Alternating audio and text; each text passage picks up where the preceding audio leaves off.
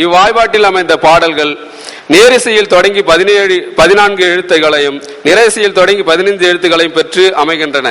இவ்வாறே கலித்துறை பாடல்கள் அனைத்தும் கட்டளை அடிகளை பெற்றே அமைகின்றன.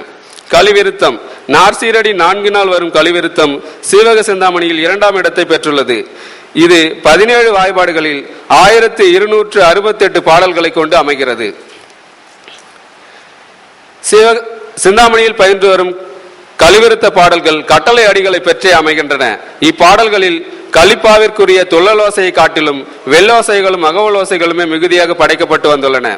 முடுக்கியல் அடி பெற்று வந்த பாடல்களும் இடைமடக்காய் வந்த பாடல்களும் காண கிடைக்கின்றன.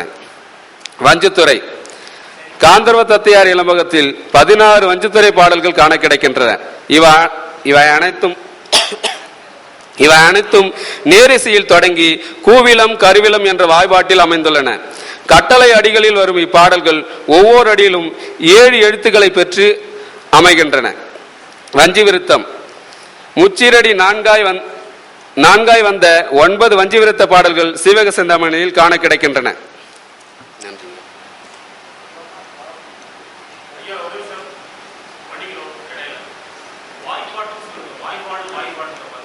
சரிங்க, வாய்பாடு தான் சார் கரெக்டு, வாய்பாடு தான் சார். வஞ்சி விருத்தம் முச்சீரடி 4 வந்த 9 வஞ்சி விருத்த பாடல்கள் சீவக சிந்தாமணியில் காண கிடைக்கின்றன. இவை புலிமாங்கனி கூவிலம் கூவிலங்கா என்னும் வாய்பாட்டில் அமைந்துள்ளன. முடிவுரை சீவக சிந்தாமணியில் அமைந்த 3145 பாடல்களுள் 2884 பாடல்கள் விருத்தங்களாகவும் 259 பாடல்கள் துறைகளாகவும் 2 பாடல்கள் தாழிசைகளாகவும் அமைந்துள்ளன. சிந்தாமணியில் ஆட்சி பெற்ற பாவினங்களாக ஆசிரிய விருத்தம், ஆசிரியத்துறை, கலித்தாழிசை, கலித்துறை, கலிவிருத்தம், வஞ்சித்துறை, வஞ்சி விருத்தம் ஆகியன அமைகின்றன. இவற்றிலிருந்து சீவக சிந்தாமணி பாடல்கள் அனைத்தும் பாவினத்தால் அமைந்துள்ளன என்பதை உணரலாம். நன்றி. அவர் தமிழில் தொடங்கிவிட்டார். ஆனால் என்னுடைய கட்டுரை ஆங்கிலத்தில் இருக்கிறது. அதனால் சுருக்கமாக அதை பற்றி தமிழில் சொல்லிவிட்டு அதுக்கப்புறம் அந்த கட்டுரையை வாசிக்கலாம் என்று நினைக்கிறேன். ஏன்னா அந்த முறையில் தான் அது அச்சாக போகிறது, ஆங்கிலத்தில் தான் அச்சாக போகிறது. வியாபாரங்களை விருத்தி உரையை நான் படிக்கிற பொழுது அதில் ஏராளமான மேற்கோள் சூத்திரங்கள் சொல்லப்படுவதை பார்த்தேன். ஏன்னா பொதுவாக நாம் மேற்கோள் சொல்லும்போது என்ன செய்வோம் என்றால், ஏதாவது நமக்கு கருத்துக்கு அரண் செய்கின்ற வகையில் ஒரு அத்தாரிட்டி என்று சொல்லக்கூடிய வகையிலே தான் மேற்கோள் இருக்கிறது. இங்கே இந்த மேற்கோள்களுக்கு ஒரு தனியான ஒரு கட்டுரை எழுத நினைக்கிறேன். மேற்கோள்கள் காட்டப்படுகின்றன என்று பார்த்தோம்னா அது ஒரு தனி ஆராய்ச்சியாக அமையும். இதில் நான் என்ன செய்திருக்கிறேன் என்று சொன்னால், அந்த யாப்புரங்களை விரித்து உரையிலே வருகின்ற மேற்கோள்கள் ஆசிரியர் பெயரோடு இருப்பவை, பெயர் இல்லாமல் இருப்பவை என்று 2ஆக பிரித்து கொண்டு அந்த சூத்திரங்களின் வழியாக தமிழ் இலக்கணம் என்ற ஒரு கோட்பாடு எப்படி தொடர்ந்து வளர்ந்து வந்திருக்கிறது, அதனுடைய பல கட்டங்களை இந்த சூத்திரங்கள் எப்படி மெய்ப்பித்து காட்டுகின்றன என்ற நோக்கத்திலே தான் அதை நான் பார்த்திருக்கின்றேன். அப்படி பார்க்கிற பொழுது மிகுந்த சுவையான ஒரு இலக்கண வரலாறு நமக்கு கிடைக்கிறது. நமக்கு கிடைக்கிற முதல் இலக்கணம் தொல்காப்பியம். அந்த இலக்கண கோட்பாடு நமக்கு புதிதாக விளக்கப்பட வேண்டிய ஒரு சூழலில் இருக்கிறோம். ஏனென்றால் இன்றைய மொழியியல்ல செய்யுள் என்ற ஒரு பகுதியை அவர்கள் இலக்கணத்தின் பால தேர்த்து கொள்வதில்லை. இலக்கியம் என்பது இலக்கணத்தின் பார்ப்பதாக அதனால இவர் என்ன இலக்கியமும் இலக்கியத்தில் பயன்படுத்தக்கூடிய மொழியும் இலக்கணத்துக்குள்ளே வரும் என்ற ஒரு கோட்பாடை அவர் கொண்டிருக்கிறார்.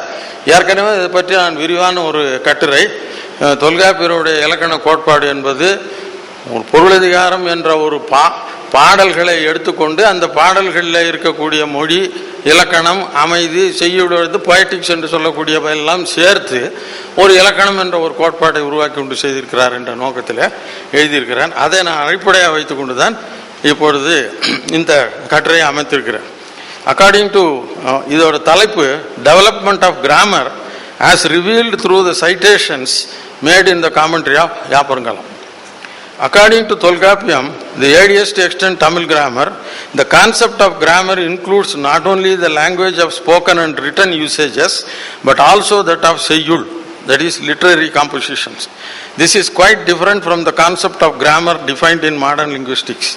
The debate is inconclusive in linguistic fora as to whether the linguist is qualified to analyze poetic language or not. Tolkappiyam attempts to describe the grammar of literary compositions under two broad heads, Agam and Puram, which is claimed as unique in Tamil.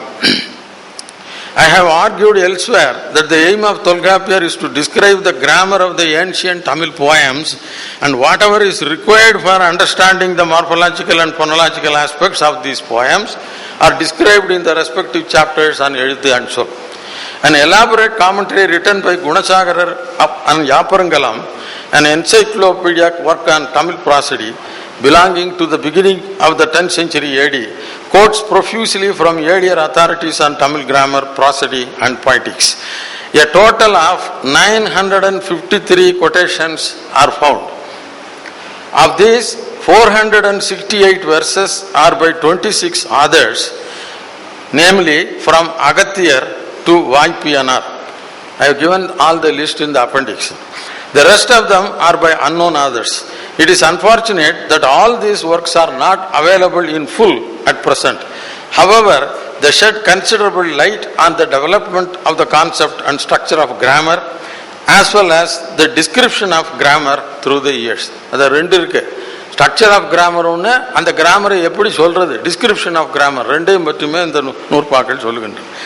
So though Agathiyar is a prominent name quoted very often, is according to the tradition claimed to be the teacher of Tolkappiyar, the verses attributed to him seem to be of later origin. Now, what we get as quotations are not even to the age of Tolkappiyam. They speak about the flaws that should be avoided while composing poems like Ezhuthanandam, Sollanandam, Purulanandam, etc. Obviously, this Agathiyar is a later author. As such, all the others quoted in the commentary on Yaparangalam are later than Tolkappiyar. But, however, certain verses which speak about verses set to music are either contemporaneous to Tolkappiyam or earlier than to it. For example, the commentator quotes Aniyal Udayar. This book is not available, but his verses suggest to us, while enumerating the types of Seyyul, literary compositions, he mentions a type called Isai Nuval Maravin Iyandra Seyyul. Isai Nuval Maravin Iyandra Seyyul. The composition composed according to the tradition of music. This leads us to believe that there were poets who were contemporary or earlier or later to Tolkappiyam who have composed poems set to musical scale. Vaipiyanar, another author quoted in the commentary, enumerates the basic units of the Tamil musical scale as Kural, Tuttam, Kaikilai, Udai, Idi, Vilari and Taram, the older names for the modern Shadjam, Rishabam, Gandharam, Madhyamam, Panchamam, Daivatam and Nishadam, and assigns 4 matras for Idi, Kural and Tuttam, 3 matras for Vilari and Kaikilai, and 2 matras each for Taram and Udai.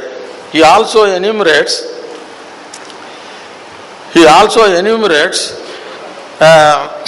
verse types called Sevvadi, Tiram, Palai, Kurunji, Marudam.